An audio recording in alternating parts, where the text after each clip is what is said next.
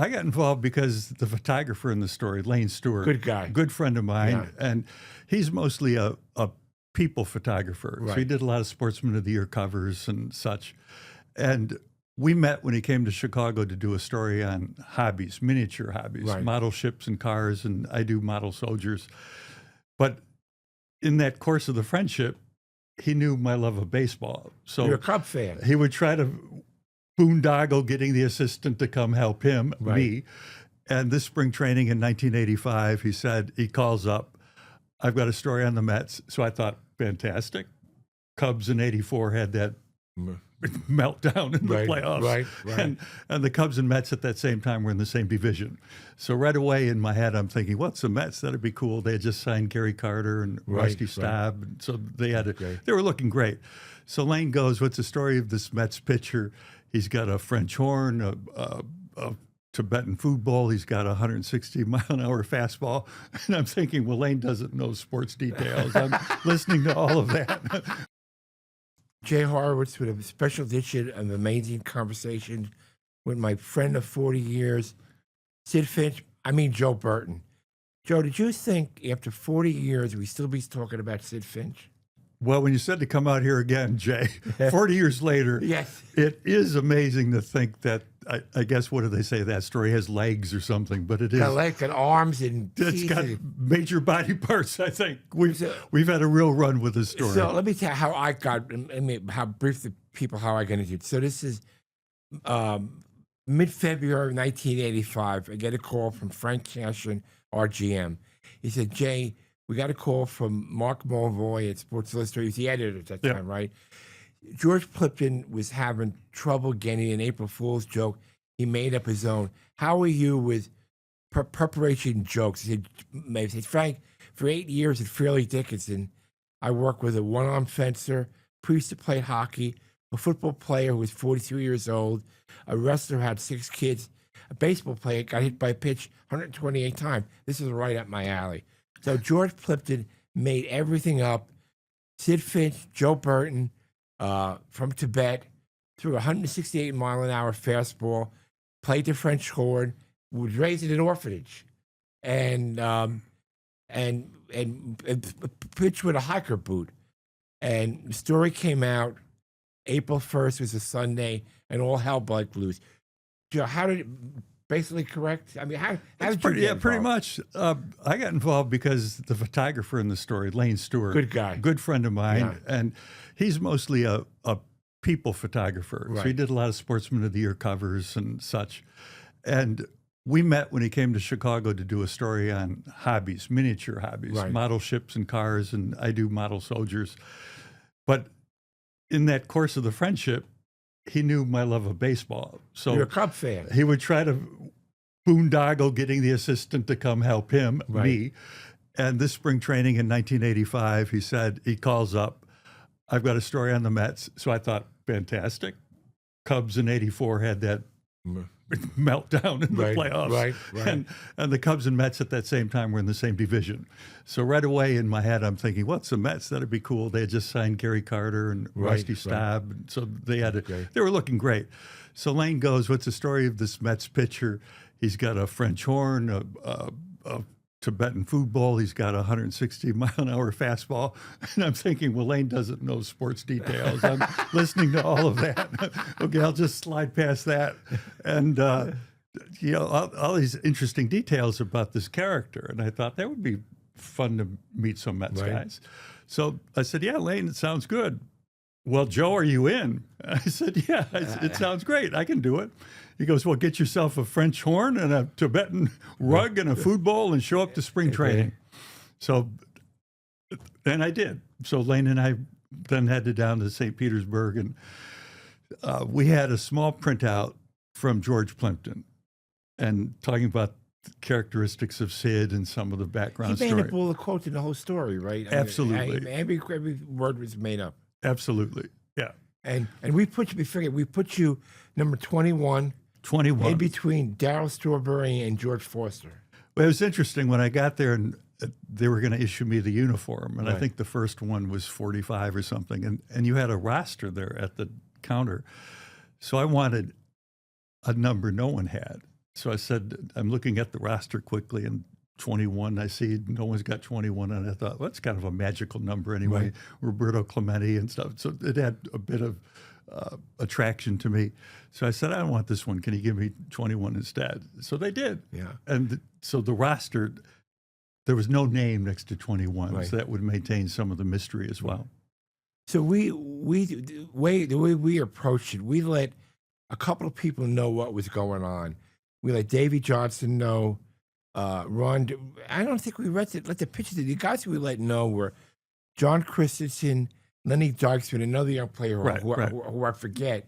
And we posed for pictures with you, right? And Ron Reynolds. Ron Reynolds was the backup catcher. Right. Lane and I felt we got to hang out, not with the big new dog. Gary Carter and the Right. Rusty, Keith Hernandez. I mean, he had some great. That 85 team was really strong. Right. It goes on to win 98 games. 98 games, yeah. It was a great team.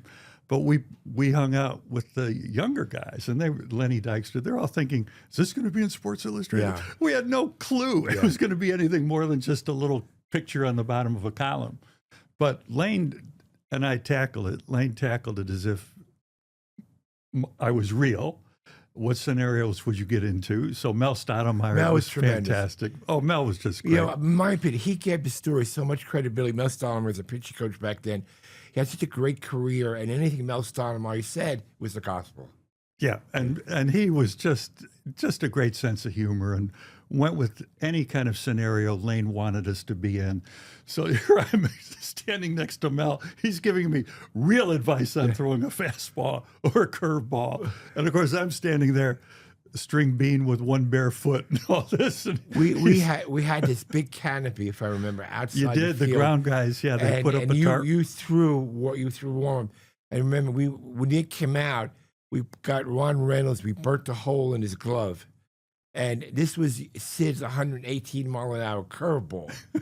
and the guys were great. The younger guys gave great quotes. I never seen anything like this. What a guy, you know. I mean, what were you thinking when all this was going on? I mean, did you think it was going to get this crazy for you?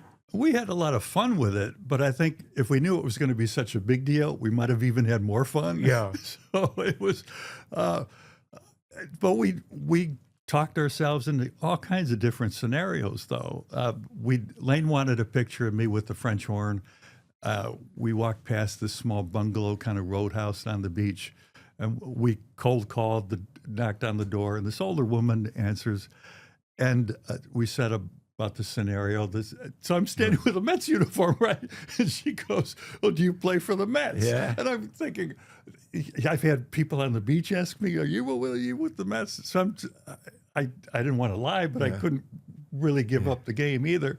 So she said, "Yeah, you have to ask my husband if you can use the house. He's a retired Royal Canadian Mounted Policeman." Wow. So I thought that'd be fine. We'll come back. So we got a grouper sandwich and came back. And Oscar Olson was his name. And Oscar, he's talking. "Well, do you play for the Mets?" I go, "Well, I play the French horn, and we want to take pictures." Well, I had sculpted some Royal Canadian Mounted Policemen just a few years before, so I knew this. 1973 was the 100th anniversary of the Mounted Police. I know all these obscure facts about the Mounties. So he said, "Sure, you can go ahead and use our upstairs room." And Lane got the lighting right, took the pictures of me with the French horn through the windows. And of course, when I came downstairs again, they were so disappointed because I wasn't truly playing the French horn. They were expecting a concert. What else gave the story credibility, Joe, was, in '84, Dwight Gooden came up this great year. So now the talk was, well, now the Mets got another phenom pitcher. Is he going to be the next, Dwight Gooden? Do you remember interacting with any of the players at all? Or who you try to stay low key? Well, we interacted with some of the guys, like you said, with Lenny. The other guy who was trying to make that team that year was Kevin Mitchell. Right. So, and Kevin goes on and has a fantastic major league career as well. But I remember one shot, Lane had me going out, we're down the first base line. So I'm standing there with my French horn, my rug, and with me, Dwight Gooden, Kevin Mitchell, Ron Darling, Jesse Orosco. Dwight thought it was for real, by the way. The first day, he thought it was for real. Well, he had a Sidd year that year. He did have a Sidd year. He had the year Sidd should have 24 had. and 4. Right, that was great. You know, Cy 153 Young, ERA, just fantastic year. But Lane's getting me out there with these real guys, right? So we're down the first base line. The minor league game is going down. I had caught glimpses of Davey Johnson and Bobby Valentine the day before. We're walking around the bases, and they're going over how to lead off first and lead off second. So I'm walking with them. So the next day, I'm with the real guys. And Lane is saying he's motioning me to get closer to them, and they're looking around and goofing around with the horn. And Kevin Mitchell wants my horn. So how do you play this thing? So I'm showing him how to blow into the horn, and he's getting notes out of it. Then Jesse had one of those kick bag things for soccer, the hacky sacks. Hacky sack, So we're playing with that, and I'm bouncing it off my French horn. So we're just totally goofing around during the first base line. Well, the game's going on. And then I'm looking down towards where the bench is, and Davey Johnson or Bobby Valentine, they're motioning all these hand things about us clowning around. I'm trying to grab my horn back from Kevin Mitchell. Kevin, give me back my horn, man. I cannot get thrown out of the Mets. This is part of the story. Don't get me kicked out. So the story came out, I think April 1st was a Sunday back then. So the story came out early in the week. We sent the release. Yeah, we always issued it the week before. Right. So when we finished up all these different scenarios with the Mets, Lane then went to Harvard, because in the story, that's where I did some classes before I dropped out to study Buddhism. And so Lane went back up to Harvard to actually shoot the French horn and rug in a true Harvard classroom right outside the quad. And then he presented all of his select shots then back at the office with Mark Mulvoy and George Plimpton. Well, they can't believe all the things we talked ourselves into and the shots Lane captured. There was that beautiful beach scene where I remember, plucking Coke cans off the dunes and such. So they loved it. And Lane interspersed some of our Egyptian vacation shots. So the year before, Lane and his wife and I and some Egyptian friends were all in Cairo and the pyramids together. So there's great shots of me on a camel. So Plimpton, he loved what we did. Mark loved what we did. And George said, I've got to go back and I've got to expand this story. What Lane and Joe did, it's just outstanding. Cover story. Well, we did get the cover. That was the Final Four. Oh, no, it was Final Four, So we had the table of contents page, and I think it ran 16 or 18 pages. Mark said they were knocking out advertisers to put crazy more into part it. of it. The answer to the riddle was in the story, but no one picked up. It was the first paragraph, the letters. This is an April Fool's joke. No one picked up. Yeah, on the words of each, the beginning letter of each word spells out Happy April Fool's Day, a fib. But man, you'd have to be a pretty good puzzle maker to pick that up. It lasted. I mean, we could never have done this in Twitter and Instagram and blah blah. Not happening today. I mean, no. And when that story hit, Lane said his wife Anna worked with Life magazine at the time. That was still being published, and Life that Monday morning. So we usually close the issue on Sundays. So the first issues are coming out early Monday, and Anna got a call from the sports guy. Why didn't you give us the story? Why did it have to go to Sports Illustrated? So the story hit, and the office staff really were caught off guard. They didn't know we were doing such a big April Fool's thing. And Senator Moynihan called the office, and yes, Senator, we stand by our story. Did Peter Uber, the commissioner at the time, call too? It was a couple of weeks later. Lane was shooting Peter Uberoff, and the commissioner said there were at least 2 general managers that had called him up saying, what are we going to do with Sidd? So my favorite quote was I don't want to name the paper, sports editor of a New York paper, MFing me like crazy. Yep. Why, Sports Illustrated doesn't cover you. We're there every day with the Mets. How can you possibly give this story to them? I said, Bob, listen, if you got the exclusive, I'm not going to screw you. So they got it, And Jim Fry, who was one of our coaches in '85, went on to manage the Cubs. He called me up, Jay, you made this up. I would have known about this guy. And so how did it start? That was funny you mentioned Jim Fry, because that summer of Sidd became such a crazy baseball summer for me. And Jay, when the Mets would come into town, you would leave Sidd Finch tickets at the Wrigley box office and such, and I'd go down and see Mel and some of the other players. But it was fantastic with that because one of the talks I gave that summer, Chuck Swirsky was doing the introduction, and Chuck was a reporter with the Cubs. And he said when the story hit the locker room, Jim Fry called over Don Zimmer because Zimmer had spent some time with the Mets, and Fry asked Zimmer, "What's with this Sidd Finch thing?" And Zimmer said, "Oh, the Met from Tibet. Yeah, don't worry about it." I mean, so then we decided to retire you, right? That Right. Sunday. So you called up. The story was crazy big, and you reached out to me and said, "Can you come down for the April 1st game?" And I said, "Yeah, that'd be fun, Jay, but I'd love to keep the uniform this time." So we worked out a deal that I'd show up. Plimpton wrote up a statement of me retiring from baseball, and because there was so much deception in it, was against my Buddhist principles, and instead I would take up the singular game of golf. The singular game of golf is outstanding. And then the Mets were going to retire my number, but I had promised if the Mets really needed my help in '85, I could come back out of retirement. And they had French horn players and things there, and by then, your guys knew how much fun we had with it. So the players were all welcoming me. And not many of the guys knew, if I remember. You know, one guy who helped out, Bobby Schaefer, was our manager, AAA manager. He wrote the scouting report for you. Yeah, he did a great scouting report.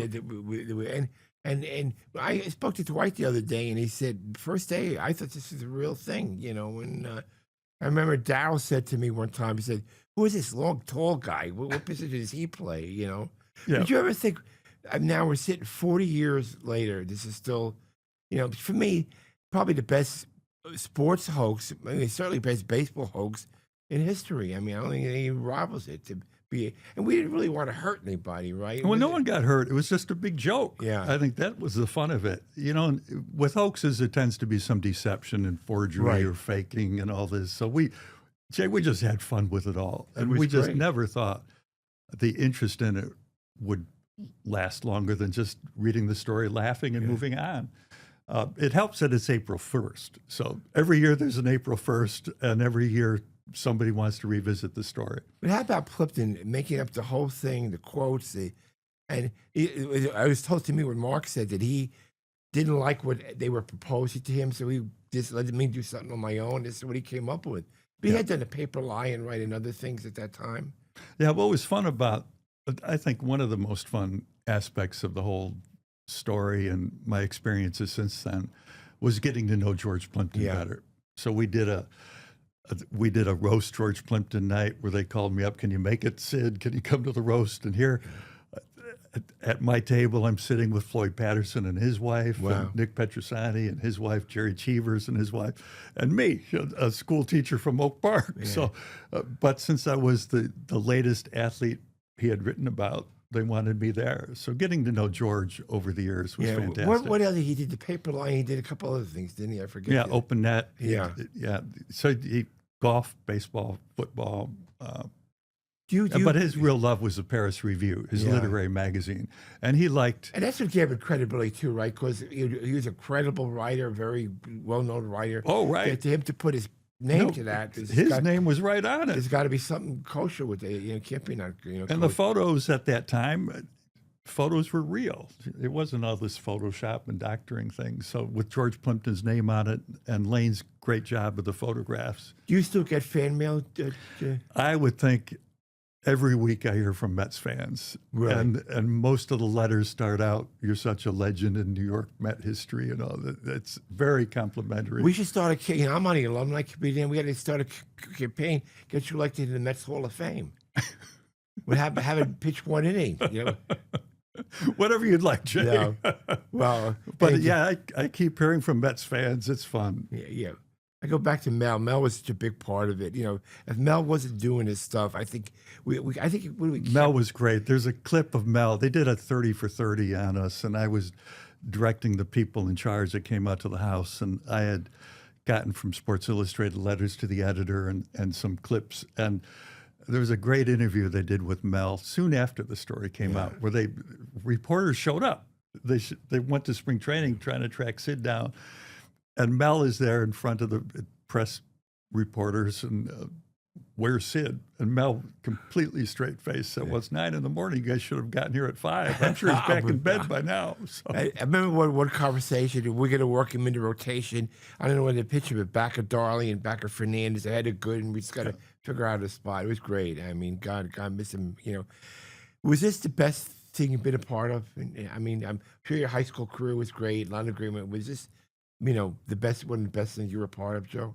I think so. It's a part of my life. It certainly is. And I think, for any fan of baseball, I think they could really appreciate my first person experience with that. Right. I've gotten to meet a lot of real ball players since then. And like I mentioned, getting to know George Plimpton better.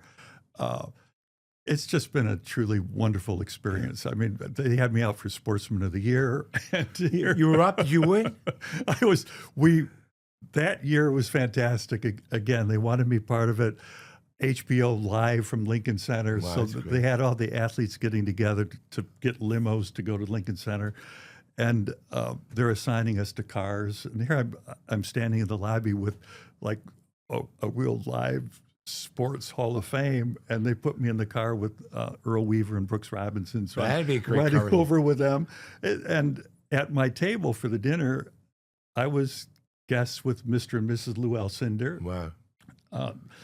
Kareem Abdul-Jabbar won Sportsman of the Year that year. Yeah. So at my table were his parents, Enos Slaughter and his wife. Tug McGraw was there. Yeah, wow. So it was truly an absolutely Walter Mitty experience. Wow. And the next day, I'm catching the first flight out because at 9 o'clock, I'm teaching class. Wow. So. Well, Joe, again, with the Mets 45 years, is probably one of my top 1 or 2 experiences. And thank you for being a good sport. It's a pleasure to know you, my friend. It's a thrill being part of New York Mets history. Welcome. You always will be, Joe. Thank you, my friend.